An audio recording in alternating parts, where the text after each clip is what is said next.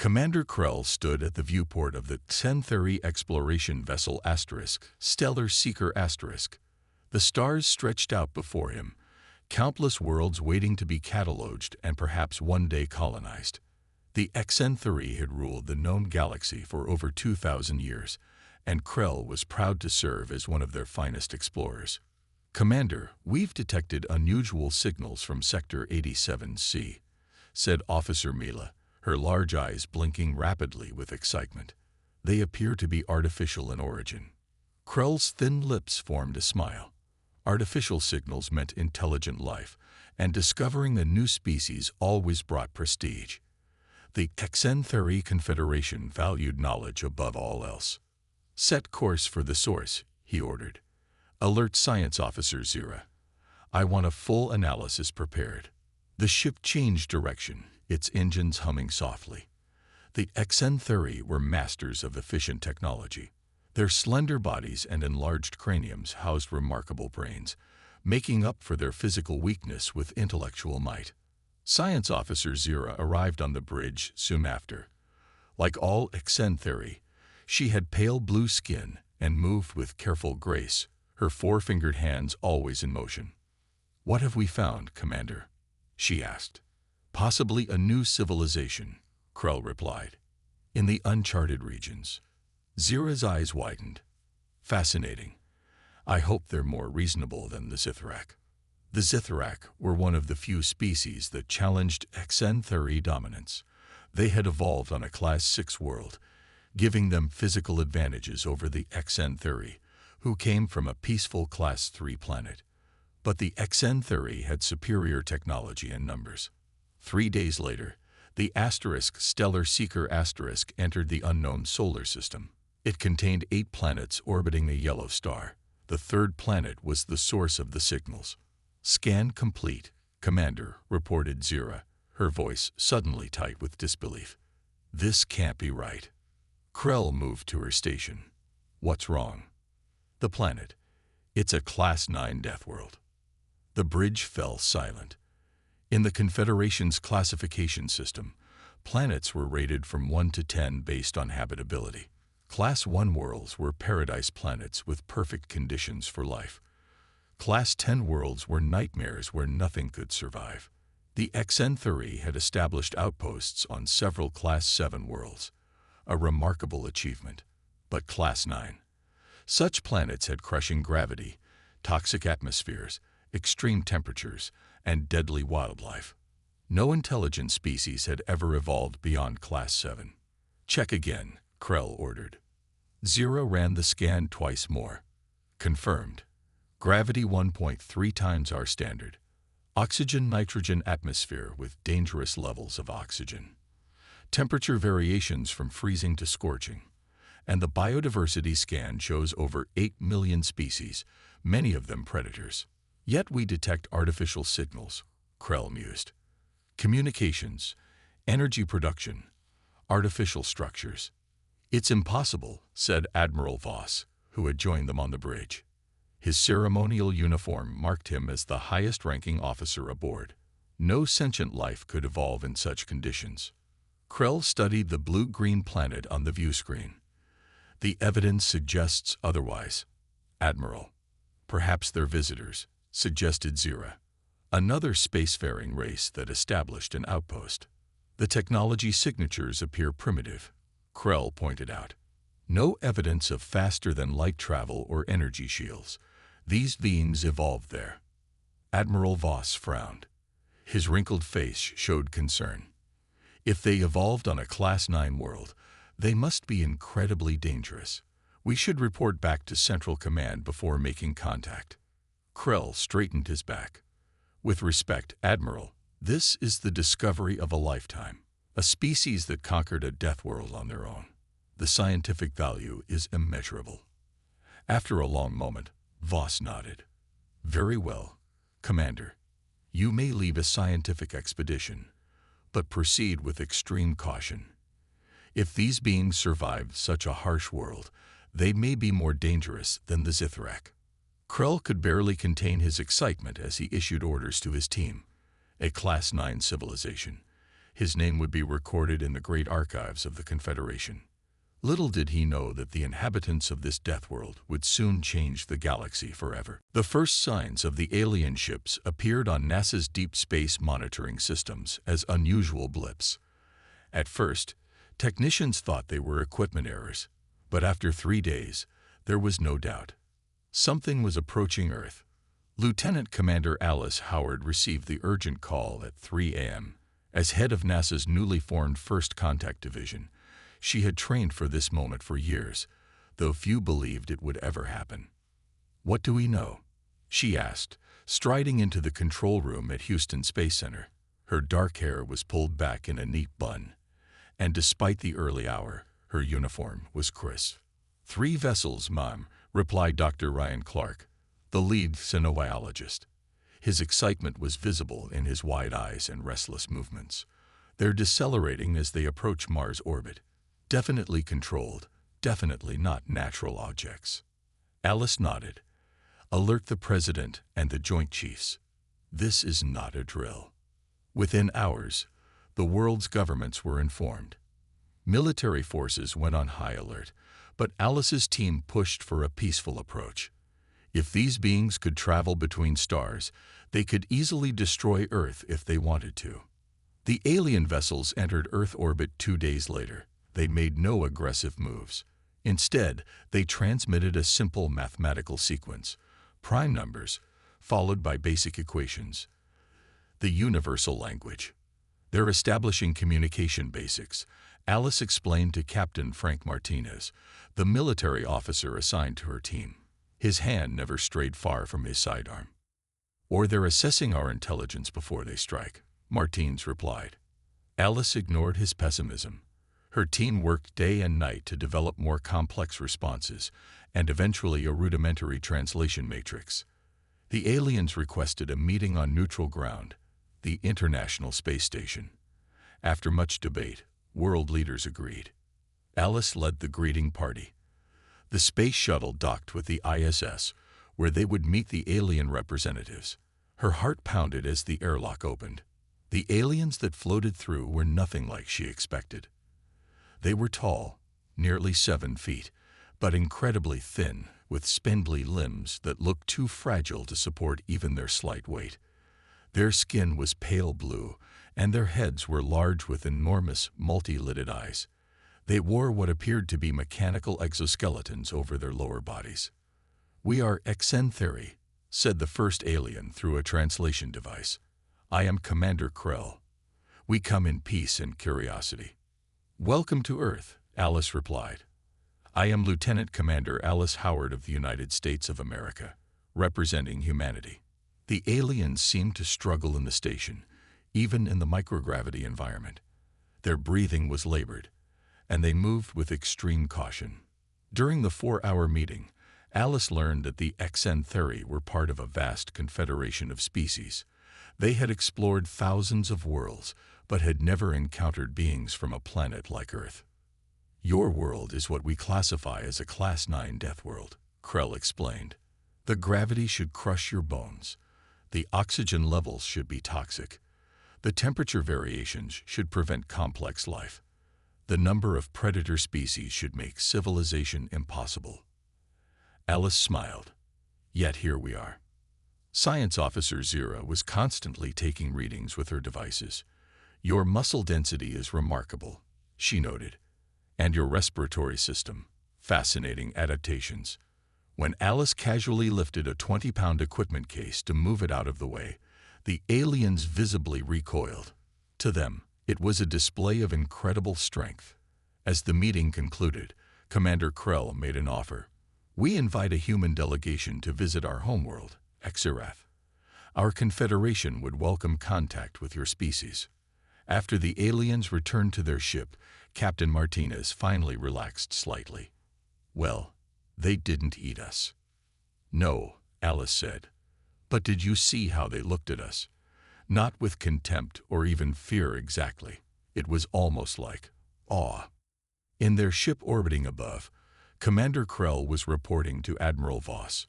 "These humans are extraordinary. They've evolved in conditions we thought impossible for intelligent life. Their physical capabilities are concerning. Concerning, Voss asked. They're far stronger than even the Zithrak warriors, Krell explained. And they seem completely unaware of how unusual they are. To them, Earth is normal. Voss's expression darkened. Perhaps we should reconsider our approach. Too late, Krell replied. They've accepted our invitation. The Deathworlders are coming to Xerath. Ambassador Diane Collins stared out the viewport as the human diplomatic vessel approached Xerath, the Xanthuri homeworld. The planet glowed with a soft purple hue, its twin moons orbiting in a graceful dance. It's beautiful, she said to Dr. Ryan Clark, who stood beside her. The xenobiologist had been chosen for the delegation because of his quick understanding of alien biology, and much more hospitable than Earth, by their standards, Ryan replied. Class 3 environment, mild gravity, stable climate, limited predator species. The ship docked at a massive space station orbiting Xerath. The human delegation had been warned to expect physical differences and prepared accordingly. Even so, they were surprised when they stepped into the station's main hall. The gravity was so light that they had to wear weighted boots to avoid bouncing with each step. The air was thinner than Earth's, leaving some of them slightly short of breath. The temperature was perfectly steady, neither hot nor cold. Grand Counselor Thex, the leader of the Xanthuri delegation, greeted them. Without the exoskeletons they had worn on the space station near Earth, the aliens moved with fluid grace in their natural environment. Welcome to the heart of the Confederation, Thex said, making a flowing gesture with his four-fingered hand. We are honored to host the first humans to visit our worlds. During the following days, the humans learned about the Galactic Society they had joined. The Confederation included over 30 intelligent species, all classified by their homeworld environments. The Xanthuri, from their Class 3 world, had risen to leadership through their advanced technology and diplomatic skill. We've never encountered beings from higher than a Class 7 world, explained a Xanthuri scientist named Mila. The Zithrak, our most physically powerful members, evolved on a Class 6 planet. And where do we fit in? Asked Ambassador Collins. Mila hesitated. Your Earth is classified as Class 9, nearly at the extreme of our scale. By all our understanding, intelligent life should not have evolved there. Meanwhile, back on Earth, a small group of Xanthuri scientists struggled to study the planet. Despite their exoskeletons and protective gear, Earth's conditions taxed them severely. The higher gravity made their bones ache. The variable weather confused their systems. The diversity of life forms overwhelmed their sensors. A Xanthuri researcher named Troll was collecting plant samples in Yellowstone National Park when he wandered too far from the group. A mountain lion, curious about this strange creature, began stalking him. Troll's environmental suit malfunctioned, leaving him unable to call for help. The mountain lion pounced just as park ranger Samantha Wells arrived. She fired a warning shot from her rifle, scaring the predator away. To her, it was a routine wildlife encounter. To Trell, it was a brush with certain death at the hands of an apex predator, followed by rescue by an even more formidable predator, a human. You saved my life, Trell said, his translator struggling with his panicked breathing. That creature would have killed me instantly. Samantha shrugged. Just doing my job. Are you hurt? News of the incident spread quickly through the Confederation. The story grew with each telling. A human female facing down a terrifying predator without fear, on a world filled with such dangers. The tale became a sensation. On Xerath, the human delegation attended a formal reception. Grand Counselor Thex approached Ambassador Collins with a proposal. We would like to offer humanity patronage status in the Confederation, he said. This position is usually given to species from Class 5 or 6 worlds. Patronage, Collins asked. What does that mean exactly? You would be under our protection and guidance, Thex explained. We would help your development and integration into galactic society. Ambassador Collins maintained her diplomatic smile, but her eyes hardened slightly. On Earth, such an offer might be considered condescending, treating humans like junior partners despite their obvious capabilities. "Thank you, Counselor," she replied carefully. "I'll relay your generous offer to our governments." As she walked away, Dr. Clark whispered, "They still don't understand what we are, do they?" "No," Collins said, "but they will soon enough." 6 months after first contact, humans began visiting other worlds in the Confederation. Their natural physical abilities, evolved on Earth's harsh environment, made them uniquely suited for tasks that challenged other species. John Reyes, a former Navy SEAL, led a team of human specialists who helped with dangerous operations throughout Confederation space. His team called themselves the Deathworlders, embracing the term that other species used with a mixture of fear and respect. Today, they were on Craxus, a Class 7 mining colony. The artificial environment systems had failed, and 36 Centauri workers were trapped in a collapsing tunnel. "The atmosphere is turning toxic," warned the Craxus colony administrator. "Our rescue teams can't reach them without full environmental suits, and those are too bulky for the narrow passageways." John checked his oxygen meter. "What are the exact conditions down there?" "Gravity 1.2 standard, atmospheric pressure rising, temperature approximately 100 degrees Fahrenheit with high humidity. Methane gas is building up." John looked at his team. "Sounds like a summer day in Florida, plus some bad air. We'll need oxygen masks, but not full suits." The administrator's large eyes blinked rapidly. "You can function in those conditions, ma'am. We've trained in worse." John's team entered the mine using only lightweight breathing gear. They moved quickly through the narrow tunnels, their earth-grown muscles easily handling the increased gravity. The heat and humidity made them sweat, but didn't slow them down. They reached the trapped workers and began guiding them to safety. When a secondary collapse blocked the main exit, John simply lifted a support beam that would have required machinery for any other species to move. All 34 miners were saved. Video of the rescue spread across the galactic network. Suddenly, every dangerous operation in Confederation space wanted human assistance. On the Centauri military vessel Righteous Purpose Commander Oryx watched these videos with growing concern. He had served in the Confederation fleet for 40 years and had fought in 3 border conflicts with the aggressive Zithrak. "They're changing everything," he said to his aide.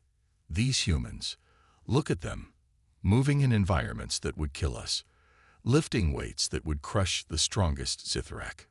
"They seem peaceful enough," the aide replied. "For now," Oryx said. "But what happens when they realize their power? What if they decide to conquer rather than cooperate? Could we stop them?" On Earth, Governor Mila had become the first permanent Centauri representative. Unlike many of her people, she had come to admire humans. Today, she was visiting a small farm in Iowa, studying Earth's agriculture. "Your planet supports an amazing variety of food crops," she told farmer Ben Mills. "On most worlds, we need extensive genetic engineering to grow anything edible." Ben smiled as he picked an apple from his tree and offered it to her. "Good old Earth dirt grows just about anything. My family has farmed this land for 5 generations." Mila took the fruit carefully. Her environmental suit allowed her to eat Earth food after proper sterilization. 5 generations on a Class 9 world. Remarkable. That evening, Mila sent a report to the Confederation Council. "We must reconsider our classification of humans," she wrote. "Their adaptability makes them invaluable allies. Instead of offering them patronage, we should be seeking equal partnership." Meanwhile, Commander Oryx was sending a very different message to his military superiors. "The humans represent a potential threat greater than any we have faced. We must find a way to control them before they realize their true power." Between these two perspectives, the fate of human Confederation relations hung in balance. Neither side fully understood the other yet. The humans didn't grasp how extraordinary they seemed to the galactic community, and the Confederation didn't comprehend the depth of human resilience or human ambition. The situation might have continued this way for years. But then the Zithrak, longtime rivals of the Xanthari, decided to test these newcomers from Earth. They issued a challenge that would change everything. The Zithrak embassy on Earth was unlike any other alien facility. While the Xanthari and other species needed controlled environments, the Zithrak built their compound to mimic their home conditions, a Class 6 world with higher gravity and thicker atmosphere than most Confederation species could tolerate. War Master Crag, the Zithrak ambassador, was an imposing figure. 8 feet tall with leathery green skin and powerful muscles, he looked more like a soldier than a diplomat. Today, he stood before the United Earth Council with a proposal. The Zithrak Dominion has watched humans with great interest, Crag said, his voice deep and rumbling. You claim to be from a Class 9 death world. We wish to test this claim. General William Powell, Earth's military representative, leaned forward. What kind of test? A challenge. 1 human against 1 Zithrak. 30 days of survival on Tartarus, an uninhabited Class 8 world. No weapons, no technology, only the skills and strength each has developed on their homeworld. The council chamber erupted in debate. Some saw the challenge as an opportunity to prove humanity's place in the galaxy. Others viewed it as a dangerous game that could lead to conflict. Why should we accept this challenge? Asked Ambassador Collins. Crag's mouth formed what might have been a smile. Because if you refuse, the Zithrak will question all human claims. We may reconsider our trade agreements. 3 days later, Earth announced its champion. Lisa Carpenter, a wilderness survival expert who had trained Special Forces soldiers. At 42, she wasn't the strongest or fastest human, but her skills were unmatched. The journey to Tartarus took 2 weeks. Lisa spent the time studying everything known about the planet.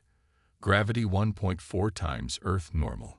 Atmosphere richer in oxygen, but containing trace gases toxic in high concentrations. Extreme temperature variations between day and night. Diverse and dangerous native life. Sounds like parts of Australia, she joked to General Powell, who had accompanied her as Earth's official observer, just with heavier gravity. When they arrived, representatives from a dozen Confederation species gathered to watch. The rules were simple. Lisa and War Master Crag would each be dropped at different locations with only basic clothing and a knife. They would need to survive for 30 days. The entire challenge would be broadcast throughout the galaxy.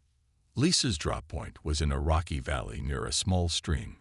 As soon as the shuttle left, she began assessing her surroundings. First priority, water. Second, shelter. Third, food. The survival basics were the same on any world.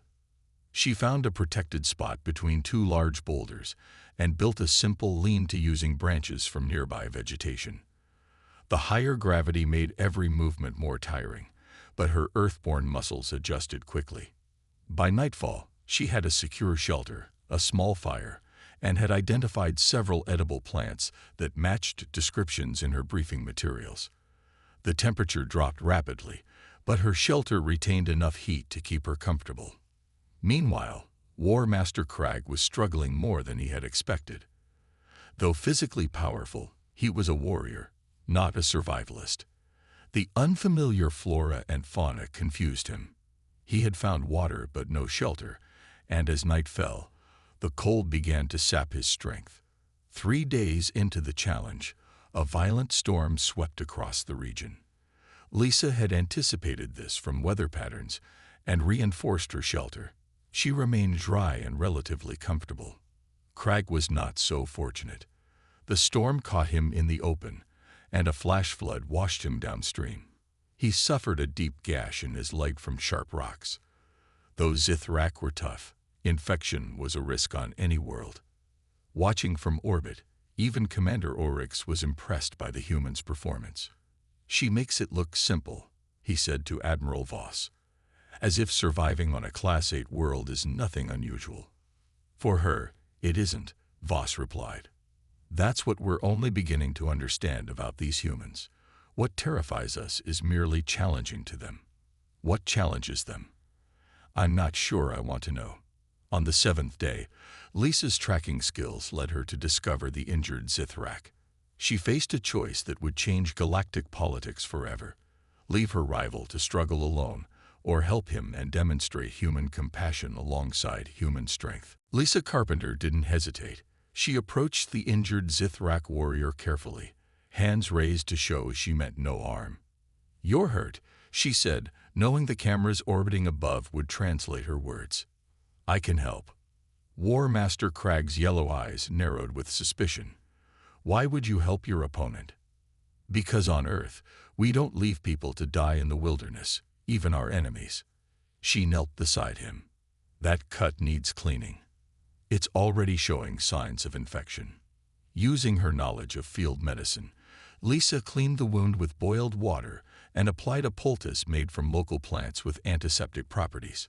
She helped Crag to her shelter and shared her food supplies. Across the galaxy, billions watched this unexpected turn of events. The Zithrak were confused by this show of compassion they saw as weakness. The Xanthari were amazed by the humans' confidence and skill. For 3 days, Lisa cared for her rival until he was strong enough to move on his own. Before they parted ways, Crag made a formal gesture of respect. "The Zithrak have misjudged humans," he said. "You are not just strong in body, but in spirit. I will tell my people this truth." The challenge continued for the full 30 days, with both competitors surviving. But the story had already changed from a contest to a demonstration of human values alongside human capabilities. Meanwhile, on the Tenthari homeworld, Commander Oryx was putting his plan into motion. He had gathered a group of like-minded military officers who shared his fear of humanity's potential. "We cannot allow these Deathworlders to gain more influence," he told his followers.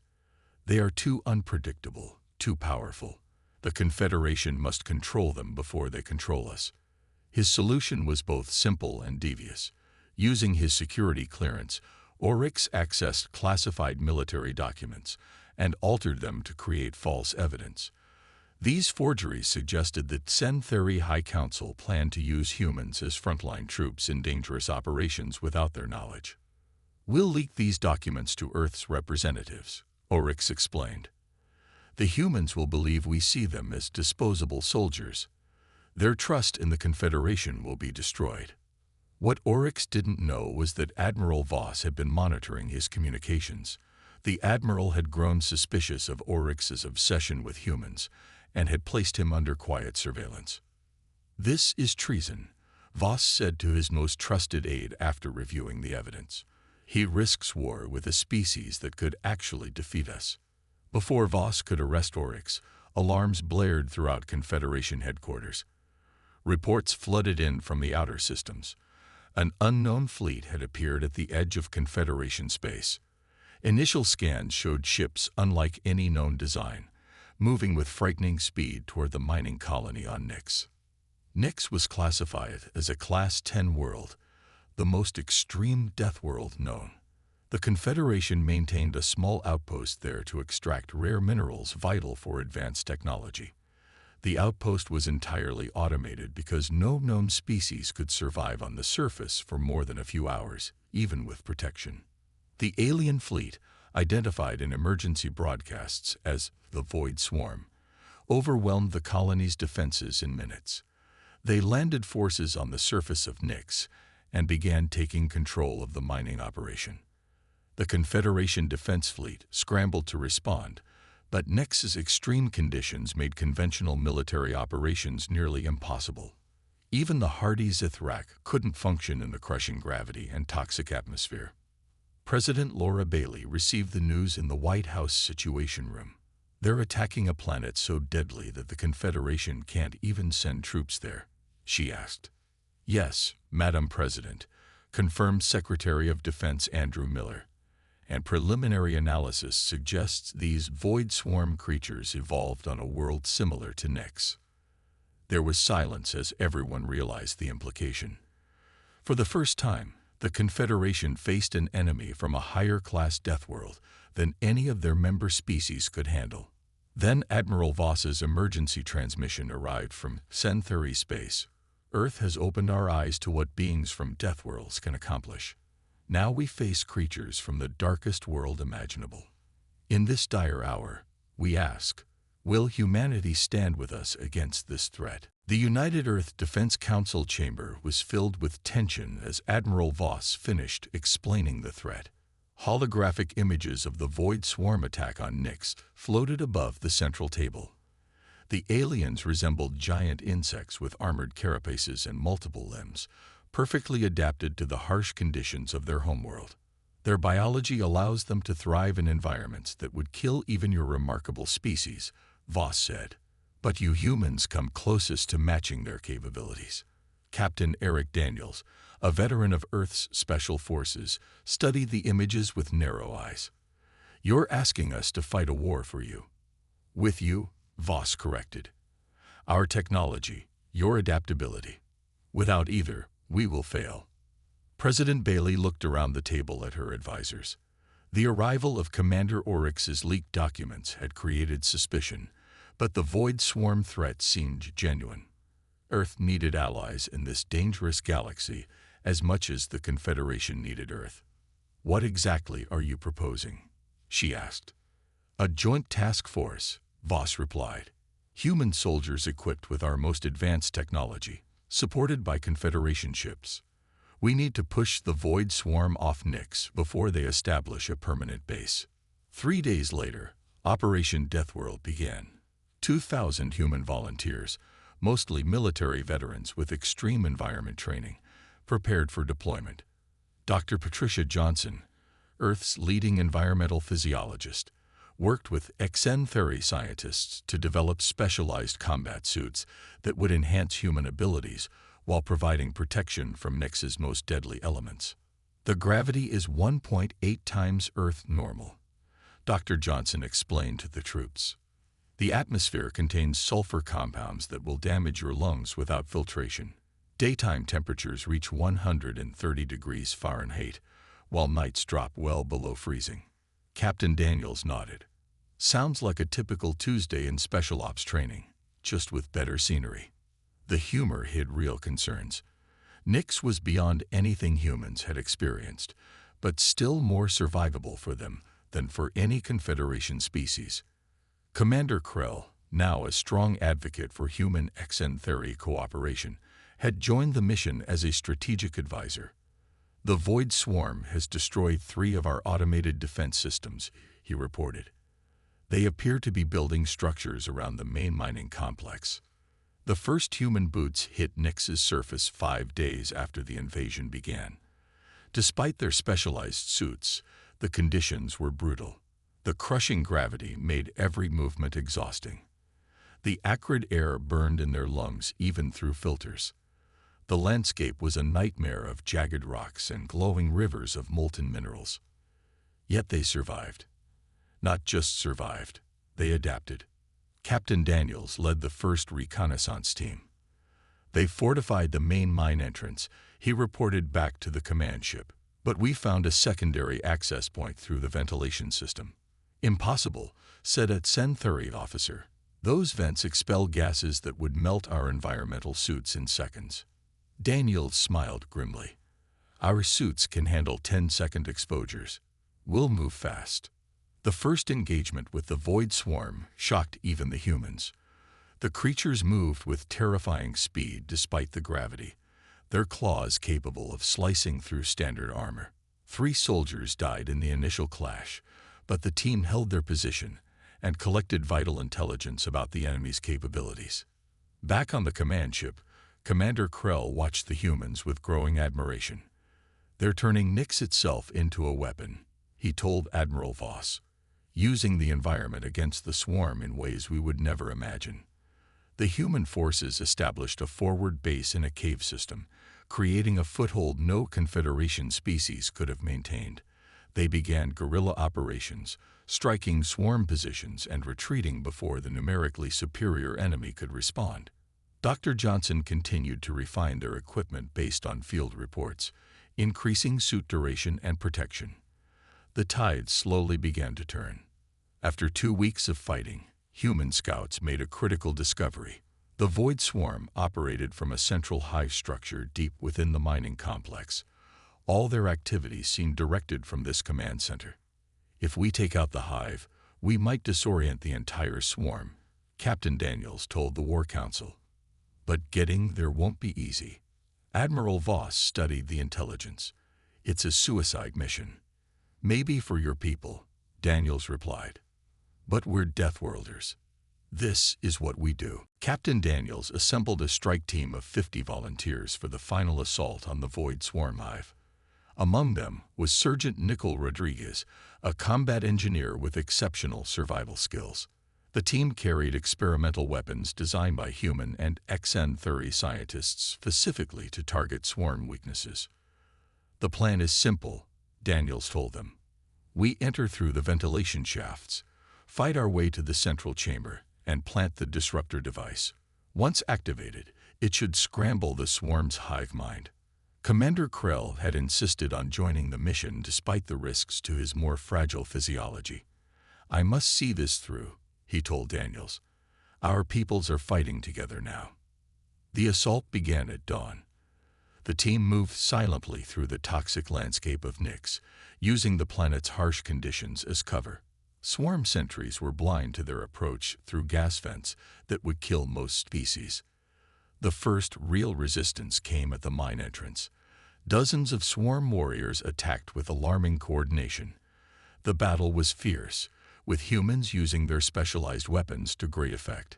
Still, they lost 10 soldiers before breaking through. Inside the mining complex, conditions were even worse. The swarm had transformed the environment to their liking, filling chambers with caustic gases and raising the temperature to nearly unbearable levels. Even with their protective suits, the humans felt the strain. Vital signs critical for all non-human team members, Dr. Johnson reported from the command ship. Commander Krell should retreat. No, Krell insisted, though his voice was weak. I must witness what happens next. The team fought through 3 more defensive positions, their numbers dwindling. When they finally reached the approach to the central hive chamber, only 23 humans and Krell remained. The disruptor needs 3 minutes to activate once placed, Sergeant Rodriguez reminded them. Someone will need to defend it until then. The final push was brutal. The swarm seemed to sense the threat and poured all their forces into stopping the humans. The strike team held a narrow corridor, fighting with everything they had. We're not going to make it, gasped a young soldier as the swarm pressed forward. Yes, we are, Rodriguez replied. This is what Earth trained us for. As the team neared the central chamber, disaster struck. A massive explosion collapsed part of the tunnel, cutting off Rodriguez and 3 others from the main group. Captain Daniels tried to reach them through the rubble. We have the disruptor. Rodriguez's voice came through the comms. Continue the mission, Captain. We'll handle this part. With no choice, Daniels led the remaining team to secure their escape route. Meanwhile, Rodriguez and her small group fought their way into the heart of the hive. They faced the largest swarm creatures yet, queen-like beings coordinating the entire invasion. Set the disruptor, Rodriguez ordered as they fired at the approaching enemies. We'll buy you time. The device was activated, its lights pulsing as it began generating the signal that would disrupt the swarm's collective consciousness. The 3 minutes stretched endlessly as Rodriguez and her team defended their position. 30 seconds left, reported the technician setting the device. We won't last that long, another soldier said as swarm creatures broke through their defenses. Rodriguez made her decision. Get back to the tunnel. I'll hold them off. She moved forward alone, firing continuously, drawing the swarm's attention away from the disruptor.